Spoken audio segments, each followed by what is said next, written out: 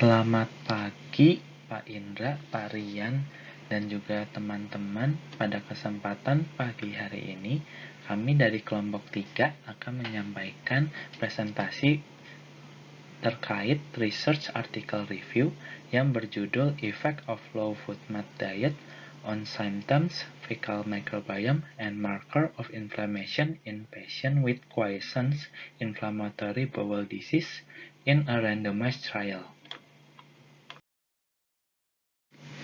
Sebelumnya, kelompok kami terdiri dari saya sendiri, Jansen, kemudian ada rekan saya, Ahmad, dan juga Jessica. Berikut ini adalah artikel rujukan yang kami gunakan dalam presentasi kali ini, yang diambil dari Cox et al. Tahun 2020. Outline yang kami sampaikan pada presentasi kali ini terdiri dari pendahuluan, metode, hasil dan pembahasan, dan diakhiri dengan kesimpulan. Latar belakang umum dari penelitian ini adalah adanya dugaan bahwa diet rendah FODMAP atau oligosakarida, disakarida, monosakarida, dan poliol yang mampu difermentasi dapat mengurangi gejala sakit saluran pencernaan pada penderita penyakit inflamasi usus (IBD) atau inflammatory bowel disease. Pada penelitian ini dilakukan pengujian secara acak dan terkontrol untuk melihat adanya pengaruh diet rendah FODMAP pada gejala penyakit usus, mikrobioma usus, dan marka inflamasi pada pasien IBD. Metode penelitian ini dilakukan dengan uji buta atau blind trial terhadap 52 pasien Crohn's disease atau ulcerative colitis serta pasien dengan gejala penyakit usus persisten dari 2 klinik gastroenterologi di UK. Pasien dibagi menjadi 2 kelompok perlakuan, yaitu diet low FODMAP dan diet kontrol selama 4 minggu. Gejala penyakit usus dan kualitas kesehatan kemudian diukur melalui kuesioner yang telah divalidasi. Sampel feses dan darah dikumpulkan pada baseline dan akhir penelitian. Mikrobioma fekal dianalisis dengan shotgun metagenomic sequencing, sedangkan fenotip sel T dianalisis dengan flow cytometry. Nah, hasil dari penelitian ini menunjukkan bahwa pasien dengan diet low FODMAP mengalami penurunan gejala dan IBS-SS dibandingkan dengan diet kontrol. Skor kualitas hidup juga tampak lebih tinggi dan terdapat adanya penurunan kelimpahan beberapa bakteri dari genus Bifidobacterium dan Fecalibacterium. Diversitas mikroba dan marka inflamasi pada diet low FODMAP dan diet kontrol tidak berbeda signifikan.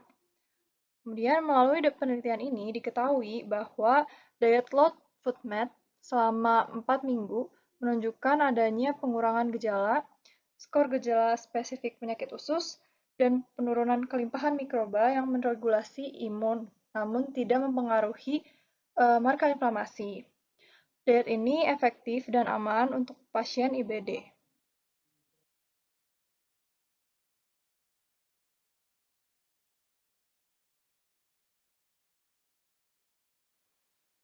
Inflammatory bowel disease atau yang selanjutnya akan disebut sebagai IBD merupakan suatu peradangan yang terjadi pada saluran cerna dengan belum diketahui secara pasti penyebabnya.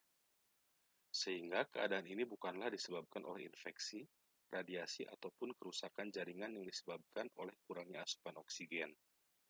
Namun IBD diyakini disebabkan oleh ketidakseimbangan organisme di dalam saluran cerna, permukaan saluran cerna, dan daya tahan tubuh. Keadaan ini nantinya dibedakan menjadi 3 jenis, yaitu colitis ulcerativa, Crohn's disease, dan apabila sulit untuk membedakan antara keduanya dikatakan sebagai intermittent colitis.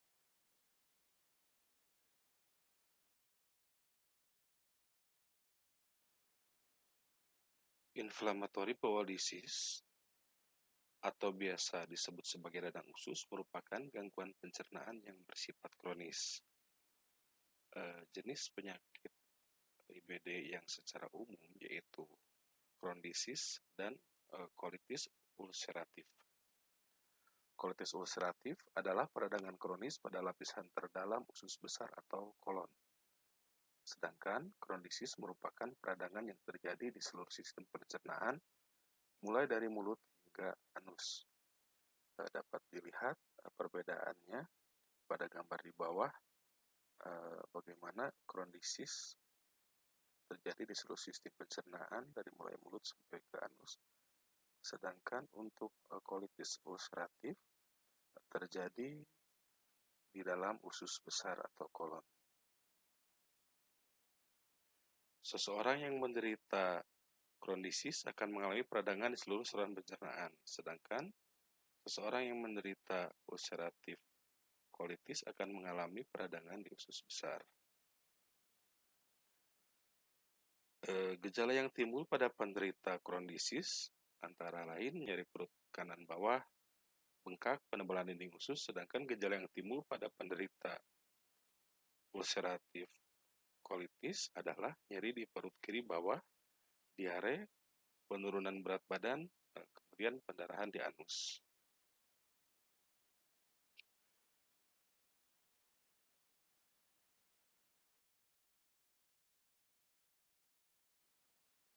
Selanjutnya adalah hubungan antara inflammatory bowel disease dan gut microbiota. Inflammatory bowel disease adalah penyakit pencernaan yang berhubungan dengan disbiosis mikroba usus. Pasien yang menderita IBD akan terjadi perubahan gut microbiota seperti penurunan komposisi Bifidobacterium sp, Clostridium, Faecalibacterium prusnitzii, Rosebouria species, Sturella species, Bacteroides, Saccharomyces cerevisiae, dan terjadi peningkatan komposisi Proteobacteria, Escherichia coli, Invasivea Fusobacterium species, Ruminococcus gennafusa, dan Caudovirus clavispora, serta Candida tropicalis dan Shibboleda zadinii. Selain itu, terjadi peningkatan pada stres oksidatif serta penurunan metabolisme karbohidrat dan biosintesis asam amino yang mendukung transportasi nutrisi dan penyerapan. Peradangan kolon merangsang produksi interferon gamma yang menghasilkan spesies oksigen reaktif oleh sel-sel imun bawaan fagostik. Radikal membentuk produk untuk respirasi anaerob. Anaerob fakultatif memanfaatkan produk-produk ini untuk tumbuh lebih besar, menyebabkan penurunan keanekaragaman bakteri. Mikrobiota disbiotik lebih lanjut dapat mendorong pertumbuhan jamur, terutama Candida, dan pada gilirannya dapat memperburuk peradangan melalui kitin dan aktivasi sel, penyajian antigen glukan atau APC. Jalur penolong tipe 1 T helper, TH1. Demikian pula, mikrobiota disbiotik dikaitkan dengan peningkatan kelimpahan bakteriofag yang dapat memodifikasi mikrobiota bakteri melalui transfer gen dimetil sulfoksida TMAO atau trimetil N-oksida.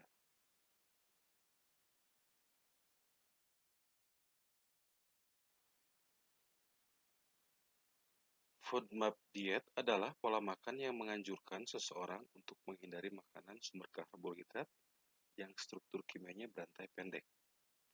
Nama pola makan ini merupakan gabungan dari jenis karbohidrat yang harus dihindari, yaitu fermentable oligosakarida, disakarida, monosakarida, serta poliol. Jika dicerna oleh tubuh, jenis-jenis karbohidrat tersebut akan menghasilkan gas seperti karbon dioksida, hidrogen, dan gas metana yang menjadi penyebab sakit perut dan perut kembung. Para ahli percaya bahwa penderita masalah pada usus besar akan sangat sulit untuk mencerna jenis karbohidrat tersebut. Dengan melakukan FODMAP diet, diharapkan kondisi para pasien dapat membaik secara perlahan. Sebenarnya tidak semua pantangan pola makan FODMAP termasuk makanan yang tidak sehat. Bahkan ada beberapa yang baik untuk Anda konsumsi, seperti fruktans, prebiotik inulin, dan galacto-oligosakarida. Makanan prebiotik misalnya dapat merangsang pertumbuhan bakteri usus yang baik. Namun, untuk orang-orang tertentu, makanan ini bisa memicu gejala seperti rasa perih atau kembung di perut. Maka dari itu, bisa dilihat jenis makanan FODMAP diet yang harus dihindari di bawah ini. Antara lain makanan yang mengandung laktosa, yaitu gula alami dalam susu, tentunya banyak ditemukan dalam minuman susu sapi, keju, yogurt, krim, dan berbagai produk susu lainnya. Kemudian fruktosa yang terkandung dalam buah-buahan seperti apel, pir, mangga, dan semangka. Pemanis buatan serta makanan yang mengandung banyak sirup jagung. Kemudian fruktan yang terkandung pada sayuran, contohnya brokoli, asparagus, dan bawang-bawangan. Berbagai jenis genum juga mengandung fruktan.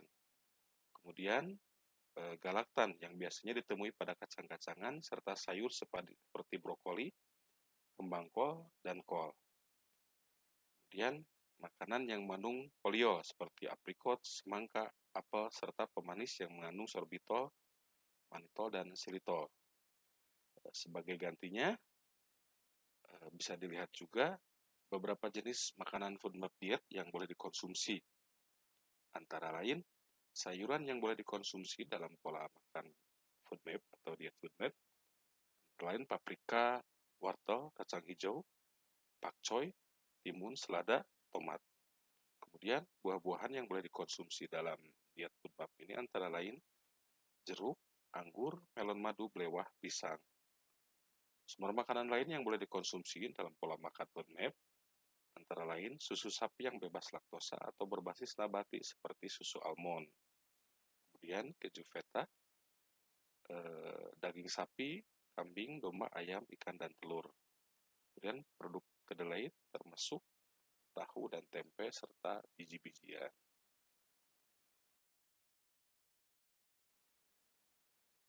Latar belakang serta tujuan pada penelitian ini adalah adanya bukti terbatas bahwa diet rendah oligosakarida, disakarida, monosakarida, dan poliol atau dikenal dengan diet FODMAP mengurangi gejala usus pada penyakit inflammatory bowel disease.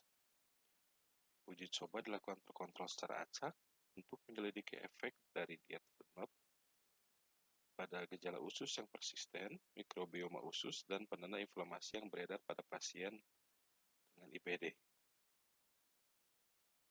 Percobaan ini hanya melibatkan 52 pasien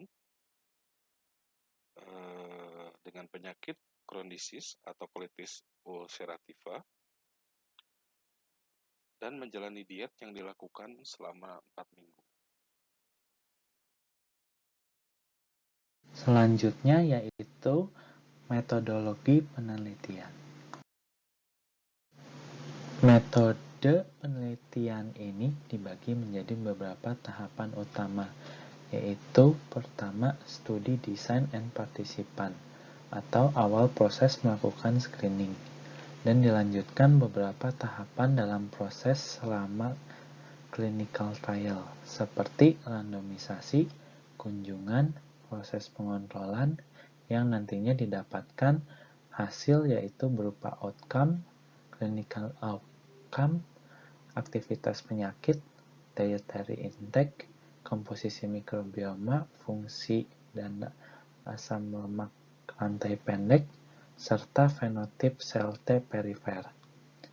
Hasil data kemudian akan diperoleh dan dilanjutkan dalam proses uji statistik.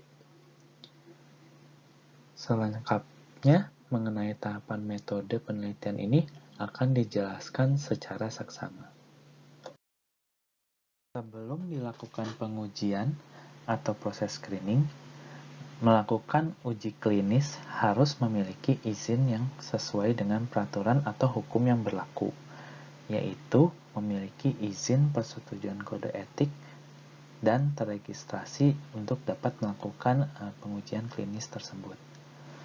Dalam penelitian ini, pengujian klinis ini mendapatkan persetujuan kode etik dari London Dulwich Ethics Committee dan sudah terregistrasi terdaftar di ISRCTN Registry. Dilanjutkan pada metode pertama, yaitu studi desain dan partisipan, di mana proses ini merupakan perancangan dan tahapan awal dalam proses screening atau seleksi untuk didapatkan partisipan yang sesuai dengan kriteria, di mana partisipan ini memiliki kriteria yang dimana pasien yang menderita quiescent Crohn disease atau CD atau juga menderita ulcerative colitis atau UC dengan usia minimal 18 tahun untuk dapat mengikuti pengujian klinis ini. Kemudian pada pasien dengan quiescent Crohn disease ini memiliki kriteria untuk penyeleksian yaitu sudah tidak bergejala selama kurang lebih 6 bulan terakhir, memiliki nilai fecal calprotectin atau FC kurang dari 250 mg per gram. Kemudian juga memiliki nilai C-reactive protein atau CRP serum yang lebih kecil dari 10 mg per liter. Pada pasien yang sedang bergejala atau UC harus memiliki syarat yaitu ROM3, di mana kriteria ROM3 ini yaitu berdasarkan dari diare dominan atau IBSD, subtipe campuran atau IBSM, kemudian juga IBSU atau tidak bersubtipe. Kemudian juga memiliki atau mengalami sakit perut, kembung, diare pada 2 hari terakhir selama proses screening dan melaporkan tidak adanya pengurangan gejala pada masalah pencernaan tersebut. Kemudian juga peserta yang mengikuti pengujian dipilih pada peserta yang terbilang masih awam atau belum mengerti tentang low FODMAP diet ini. Selanjutnya, proses screening dilakukan dengan menyeleksi beberapa partisipan yang tidak masuk ke dalam kriteria, di mana partisipan yang aktif IBD, kemudian menolak ikut dalam pengujian atau penelitian ini, tidak termaksud ke dalam kriteria ROM3, memiliki nilai FC dan CRP yang tinggi, mengkonsumsi antibiotik tertentu di mana adanya perubahan dosis seperti antibiotik yaitu azathioprine, kemudian mercaptopurin, metotrexat, obat biologis, atau obat antibiotik lainnya. Kemudian juga pada pasien yang mengkonsumsi probiotik atau prebiotik akan dikeluarkan atau tidak diikutsertakan pada pengujian kali ini. Selanjutnya, pasien dengan malabsorpsi asam empedu, pasien dengan gejala dominan konstipasi akan dikeluarkan atau tidak diikutsertakan karena diet low FODMAP ini dapat memperburuk penderita karena memiliki berbagai kandungan yang sulit untuk dicerna. Kemudian pasien intoleran laktosa, memiliki komorbiditas, kemudian juga pada pasien yang sedang hamil atau menyusui, tidak diikutsertakan dalam pengujian kali ini. Selanjutnya, pengujian screening akan dilanjutkan dengan melihat nilai threshold atau nilai ambang batas pada gejala di mana berdasarkan kriteria yang tadi sudah dijelaskan.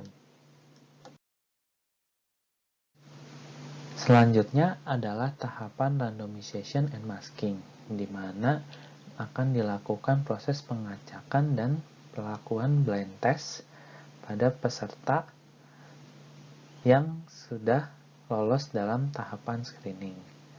Sebelum dilakukan pengacakan diet, peserta yang lolos pada tahapan screening ini akan diberitahu terlebih dahulu bahwa mereka akan diberikan diet dengan tipe karbohidrat yang berbeda. Pemberian low FODMAP diet ini atau sham diet ini akan dibagi merata atau dengan rasio 1:1. Peserta tidak diberitahu akan mendapatkan sham diet atau fermentable carbohydrate ataupun low FODMAP diet. Kemudian juga peserta juga tidak akan diberitahu mekanisme dari diet tersebut. Selanjutnya yaitu adalah dilakukan studi visit, di mana akan dilakukan 2 kali kunjungan, yaitu kunjungan awal dan kunjungan akhir. Pada kunjungan awal, peserta akan mengumpulkan sampel feses dan darah, serta akan dilakukan proses pengacakan saran diet. Kemudian pada kunjungan tahap akhir ini akan dilakukan setelah 4 minggu perlakuan, di mana akan dilakukan pengumpulan sampel, buku diary terkait pemberian diet mingguan, dan GI symptom untuk dijadikan penilaian akhir uji. Selanjutnya adalah intervention dan control, di mana akan ada pelatihan khusus terkait saran kepada seluruh peserta terkait low FODMAP dan sham diet oleh ahli diet, dan terdapat konseling juga selama 20 menit. Kemudian juga ada pemberian kuesioner untuk proses pengkontrolan atau pemeriksaan keikutsertaan peserta dalam mengikuti program ini selama 4 minggu terakhir, di mana pada kuesioner tersebut akan ditanyakan apakah peserta tersebut tidak pernah atau jarang mengikuti proses ini atau kurang dari 25%, kemudian kadang-kadang yaitu 25% sampai 50% mengikuti, kemudian sering 51% sampai 75% mengikuti, atau selalu atau sebesar 76 sampai 100% mengikuti saran pemberian diet tersebut. Selanjutnya, outcome dibagi menjadi primer dan sekunder. Outcome primer ini meliputi perubahan IBS-SSS atau sistem skor keparahan IBS selama masa percobaan dan dibandingkan antar kelompok. Outcome sekunder meliputi perhitungan terkait gejala penyakit usus, misalnya total skor IBS-SSS dan pasien yang mengalami pengurangan skor tersebut, pertanyaan terkait gejala, GSRS, HRQOL, spesifik atau kualitas hidup, frekuensi dan konsistensi feses, aktivitas klinis penyakit, marka inflamasi, diet, komposisi dan fungsi mikroba, SCFA, dan fenotip sel T perifer. Outcome klinis meliputi gejala usus yang dievaluasi pada baseline dan akhir penelitian dengan IBS-SSS dan GSRS. Kualitas hidup dianalisis dengan kuesioner. Selanjutnya, frekuensi dan konsistensi feses dianalisis dengan Bristol Stool Form Scale, di mana konsistensi yang baik adalah tipe 3 dan 4, seperti pada gambar di samping. Aktivitas penyakit atau disease activity selanjutnya dilihat dengan Harvey-Bradshaw Index untuk CD dan Partial Mayo untuk UC. Kontrol IBD dianalisis melalui kuesioner. Konsentrasi dari calcoprotein feses dideterminasi dengan ELISA, serta konsentrasi serum CRP atau protein C reaktif dianalisis dengan uji standar pada lab. Intake diet diukur pada baseline dan akhir penelitian dengan melihat catatan makanan selama 7 hari. Database komposisi nutrien selanjutnya digunakan untuk melihat intake nutrien dan fiber dan digunakan untuk melihat FODMAP intake. Microbiome Composition, Function, and SCFA. Komposisi dan fungsi mikrobioma dianalisis dengan pipeline berdasarkan IHMS. Sampel feses pertama-tama dikumpulkan pada baseline dan akhir penelitian, kemudian dihomogenisasi dan disimpan pada suhu minus 80 derajat Celcius. DNA diekstraksi dan dikuantifikasi dengan fluorometrik, serta dianalisis kualitasnya dengan fragment analyzer. DNA kemudian difragmentasi dengan ultrasonikasi dan dikonstruksi fragment library untuk selanjutnya disequencing dengan ion proton sequencer. Profil kelimpahan gen diperoleh dengan pemetaan hasil bacaan yang dibandingkan dengan referensi menggunakan threshold 95% identity. Selanjutnya akan diperoleh tabel kelimpahan gen yang dibuat dengan Meteor dan dinormalisasi dengan meta-o-minor. Untuk mengurangi bias pada gen dengan kelimpahan rendah, dilakukan peningkatan bacaan rarefied gene yang akan menghasilkan tabel kelimpahan gen rarefied. Selanjutnya, spesies metagenomik adalah kelompok gen yang berkorespondensi dengan spesies mikroba. Nah, di sini spesies metagenomik atau MGS ini dilakukan anotasi takson dengan menggunakan NCBI BLAST. Selanjutnya, MGS digunakan untuk melihat level taksonomi. Dan kelimpahan MGS dapat digunakan untuk melihat richness atau jumlah gen mikroba pada sampel. Analisis fungsional dilakukan dengan MGP pipeline Phantomet. Gen dianotasi dengan KEGG database, dan selanjutnya dilakukan rekonstruksi KEGG pathway dan modul metabolik pencernaan. Selanjutnya, konsentrasi SCFA fekal dianalisis dengan kromatografi gas cair, dan pH-nya dianalisis dengan pH meter probe. Sampel darah diambil pada baseline dan akhir penelitian, dan diproses dalam kurun waktu 3 jam. Darah dilabel dengan antibodi monoklonal terkonjugasi fluorescence untuk mendeteksi sel TCD3, naif dan efektor atau memori CD4, CD8, dan V delta 2. Integrin alpha 4 beta 7 yang berperan dalam homing ini dideteksi dengan pelabelan dengan menggunakan anti beta 7. Data diperoleh dengan flow cytometer dan kemudian dianalisis dengan menggunakan FACS-DIFA serta Winlist software. Selanjutnya adalah statistical analysis. Pertama-tama jumlah sampel dihitung berdasarkan outcome primer, sehingga dibutuhkan sebanyak 44 partisipan. Bila diasumsikan terjadi penurunan 15% selama penelitian, maka dibutuhkan 52 partisipan.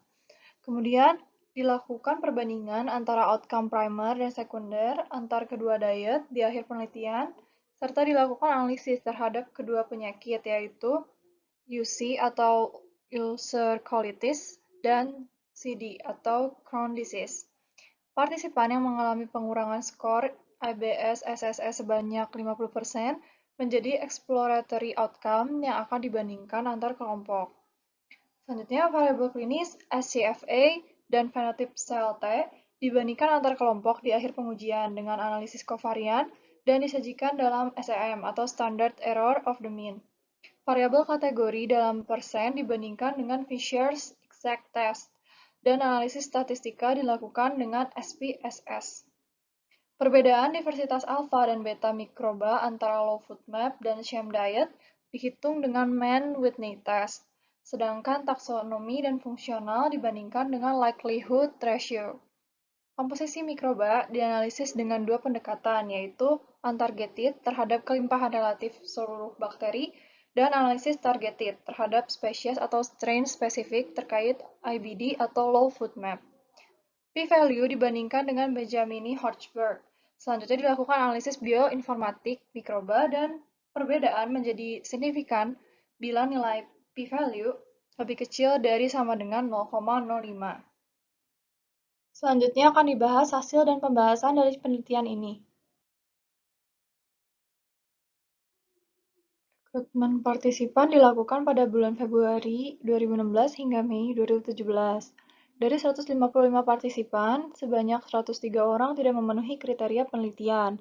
Misalnya, gejala tidak mencapai threshold, terdapat komorbid, sedang dalam pengobatan, IBD aktif, dan lain-lain. 52 pasien sisanya selanjutnya dibagi menjadi dua kelompok diet. Untuk low food map sebanyak 27 orang, dan untuk sham diet sebanyak 25 orang secara acak. 6 partisipan selanjutnya tidak melanjutkan penelitian. Masing-masing satu dari setiap kelompok mengundurkan diri, dan juga masing-masing satu dari setiap kelompok memerlukan terapi steroid. Satu pada sham diet mengalami kehamilan, dan satu pada low food map membutuhkan terapi antibiotik karena penyakit yang tidak terkait dengan IBD. Dari 46 pasien sisanya, Sebanyak 3 tidak memenuhi kriteria karena tidak mengikuti aturan diet, sehingga menyisakan 21 pasien low FODMAP dan 22 pasien sham diet. Adverse events meliputi kejadian yang terjadi selama trial, di mana satu partisipan dalam sham diet mengalami nyeri perut selama 2 hari, dan masing-masing satu pasien pada setiap kelompok mengalami gejala sinus dan flu yang tidak berkaitan dengan diet. Karakteristik baseline pada tabel ini menunjukkan tidak terdapat perbedaan karakteristik IBD pada setiap kelompok.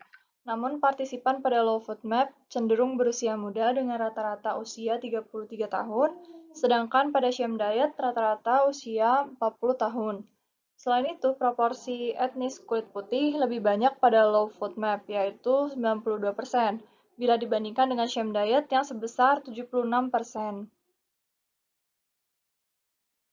Total IBS-SSS pada low FODMAP banyak mengalami penurunan bila dibandingkan dengan sham diet, meskipun tidak terlalu signifikan. Keparahan bloating lebih rendah pada low FODMAP. Selanjutnya, analisis exploratory outcome juga menunjukkan bahwa lebih banyak partisipan diet low FODMAP yang mengalami pengurangan hingga 50% IBS-SSS dibandingkan sham diet. Analisis pada grup UC dan CD dilakukan untuk keseluruhan outcome klinis. Pada UC, tampak penurunan IBS-SSS diet low FODMAP dibandingkan dengan sham diet. Sedangkan pada CD tidak terdapat perbedaan perubahan IBS-SSS pada kedua perlakuan diet. Lebih banyak pasien yang merasakan pengurangan gejala pada low FODMAP. Namun, tidak terdapat perbedaan proporsi antar pasien tersebut pada kedua kelompok. Keparahan flatulence atau buang angin dengan GSRS secara signifikan lebih rendah pada low FODMAP. Frekuensi buang air lebih rendah pada low FODMAP dibandingkan dengan sham diet, namun tidak terdapat perbedaan proporsi atau konsistensi feses yang normal. Selanjutnya, skor total IBD questionnaire dan skor Bowel to domain lebih tinggi pada low FODMAP dibandingkan dengan sham diet. Pada tabel tambahan ini dapat dilihat insidensi berbagai gejala penyakit, baik sedang maupun parah. Tidak terdapat perbedaan signifikan gejala antar dua kelompok diet, kecuali flatulence severity, atau keparahan buang gas pada low FODMAP yang lebih rendah dibandingkan sham diet. Selanjutnya adalah hasil disease activity, di mana hasil disease activity ini akan ditunjukkan berdasarkan nilai Harvey Bradshaw Index score untuk penderita CD, kemudian nilai partial Mayo score pada penderita UC, fecal calprotectin, serum CRP, dan IBD control score, di mana hasil dari Harvey Bradshaw Index score, partial Mayo score, fecal calprotectin, dan serum CRP menunjukkan tidak adanya perubahan yang signifikan setelah pemberian low FODMAP diet dibandingkan dengan sham diet. Kemudian juga dapat dilihat pada tabel suplementary 2 di bawah yang menunjukkan tidak adanya perubahan atau perbedaan yang signifikan pada nilai FC di seluruh kriteria. Akan tetapi, berdasarkan penilaian dengan IBD control score, ini memberikan nilai yang lebih besar setelah pemberian low FODMAP diet dibandingkan dengan sham diet. Perbedaan signifikan juga dapat dilihat lebih lanjut adanya perubahan yang signifikan pada penderita UC, akan tetapi tidak pada penderita CD. Selanjutnya, walaupun pemberian low FODMAP diet ini menunjukkan tidak banyaknya perubahan yang signifikan, akan tetapi dengan adanya data yang menunjukkan bahwa fecal calprotectin dan serum CRP ini tidak ada perubahan yang signifikan, dapat diketahui bahwa dengan saran low FODMAP diet ini dapat menunjukkan saran diet yang tergolong aman dan tidak menimbulkan penurunan nilai yang signifikan yang dapat berdampak pada terjadinya keparahan suatu penyakit IBD ini. Selanjutnya yaitu hasil dietary intake and compliance, di mana data tersebut menunjukkan kepatuhan dari partisipan dalam mengikuti pemberian saran diet, di mana partisipan yang mengikuti saran diet low FODMAP diet ini sebanyak 88% menjawab selalu mengikuti program saran diet tersebut. Kemudian juga partisipan yang dengan saran sham diet sebanyak 100% menjawab selalu mengikuti program pemberian saran diet tersebut selama periode 4 minggu. Selanjutnya, didapatkan juga data yang dapat dilihat pada tabel di sebelah kiri, di mana data ini menunjukkan bahwa pemberian asupan fruktan, gos, laktos, fruktos, sorbitol, dan manitol secara signifikan lebih rendah pada low FODMAP diet dibandingkan dengan saran sham diet. Kemudian juga asupan energi, protein, lemak, gula, kalsium, fosfor, dan yodium secara signifikan juga lebih rendah pada partisipan yang mengkonsumsi low FODMAP diet dibandingkan dengan saran sham diet. Hal ini menunjukkan bahwa perubahan komposisi karbohidrat ini pada saran diet yang diberikan dapat mempengaruhi dari daya serap nutrisi, terutama yaitu jumlah nutrisi, karena adanya perubahan dari segi karbohidrat yang diberikan dalam diet tersebut. Selanjutnya adalah komposisi mikrobiom, fungsi, dan SCFA.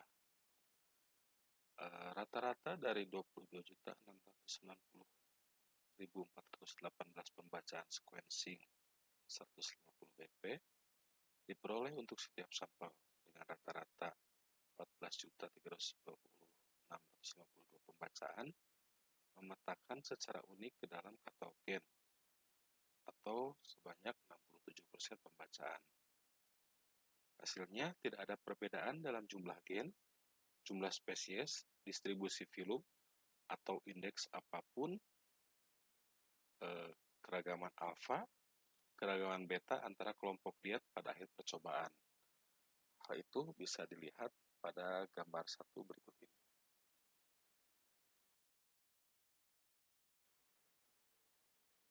Pada gambar 2 berikut ini dapat dilihat analisis mikrobioma yang tidak ditargetkan, di mana yang berwarna merah mengindikasikan lebih rendah pada diet rendah FODMAP dibandingkan dengan sham diet. Kemudian yang berwarna biru itu lebih tinggi pada diet rendah FODMAP dibandingkan dengan sham diet. Dari 616 spesies yang ada, di lebih dari 50% subjek, kelimpahan 29 spesies atau sebesar 4,7% terpengaruh secara signifikan dengan diet.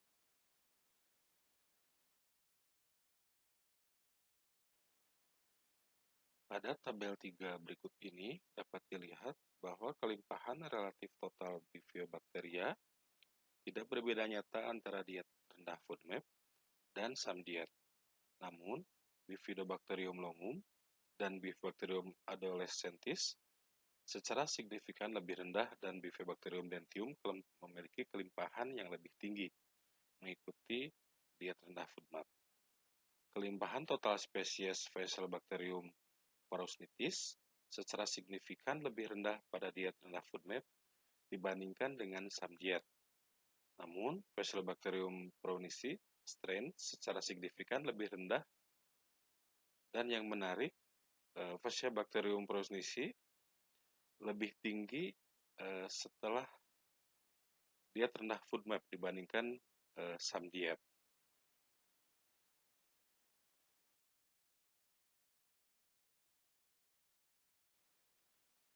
Pada gambar berikut ini dapat dilihat potensi metabolik mikrobioma dinilai menggunakan metagenomik fungsional. Kelimpahan dari 34 kelompok KO atau KGG ortologi berbeda nyata antara rendah FODMAP dan kelompok diet SAM atau SAM diet.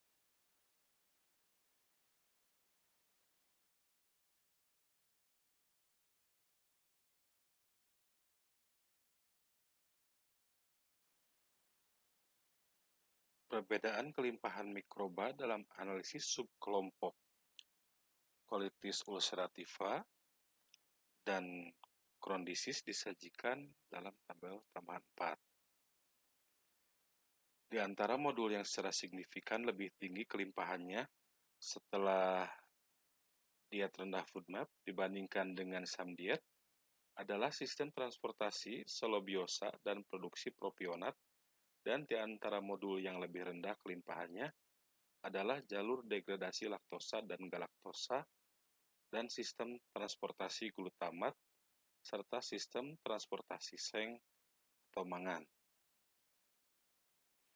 Terdapat konsentrasi SCFA total tinja yang lebih rendah setelah diet rendah FODMAP, yaitu 398 mg per 100 gram feses, dibandingkan dengan samdiet 505 mg per 100 gram feses pada populasi PP. Di ulceratif colitis, total SCFA secara signifikan lebih rendah setelah diet rendah FODMAP, yaitu 386 mg per 100 gram feses dibandingkan dengan samdiet 553 mg per 100 gram feses. Namun, pada Crohn disease tidak ada perbedaan antara kelompok diet, yaitu sebesar 409 mg per 100 gram feses dan samdiet 463 mg per 100 gram feses. Konsentrasi SCFA individu dan pH tinja pada populasi ITT dan PP, dan pada ulceratif colitis dan Crohn disease disediakan atau dapat dilihat pada tabel tambahan 5. Berikutnya, fenotip sel T verifer. Pada tabel tambahan 6 dapat dilihat bahwa tidak ada perbedaan dalam jumlah absolut atau proporsi subset sel T, CD4, dan CD8 atau efektor yang bersirkulasi atau dalam sel di dalam subset ini yang mengekspresikan alfa 4, beta 7 antara kelompok diet pada akhir percobaan. Meskipun tidak ada perbedaan dalam jumlah total V delta 2 sel T antara kelompok, ada sel T V delta 2 positif alfa 4 beta 7 yang secara signifikan lebih sedikit setelah melakukan diet rendah FODMAP dibandingkan dengan samdiet. Selanjutnya yaitu kesimpulan. Kesimpulan dari penelitian kali ini yaitu didapatkan bahwa uji coba pemberian saran low FODMAP diet dan kontrol diet atau sham diet ini pada penderita Cushing inflammatory bowel disease tidak menunjukkan perubahan yang signifikan setelah diberikan 4 minggu perlakuan saran diet terhadap perubahan nilai IBS SSS. Akan tetapi, secara signifikan ada peningkatan skor spesifik simptom dan cukup mampu mengurangi angka dari gejala yang diberikan pada penyakit tersebut.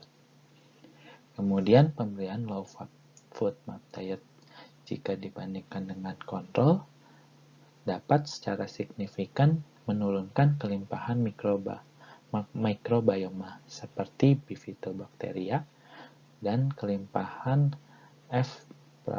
prausnitzii yang diyakini mengatur respon imun dan tetapi tidak memiliki efek yang signifikan pada inflamasi. Dan yang terakhir yaitu diet 4 minggu rendah FODMAP dinilai aman dan efektif untuk membantu gejala usus yang persisten pada pasien dengan quiescent IBD. Berikut adalah daftar pustaka yang kami gunakan sebagai referensi dalam pembuatan presentasi kali ini. Sekian presentasi dari kelompok kami. Mohon maaf bila ada kesalahan kata selama presentasi. Terima kasih.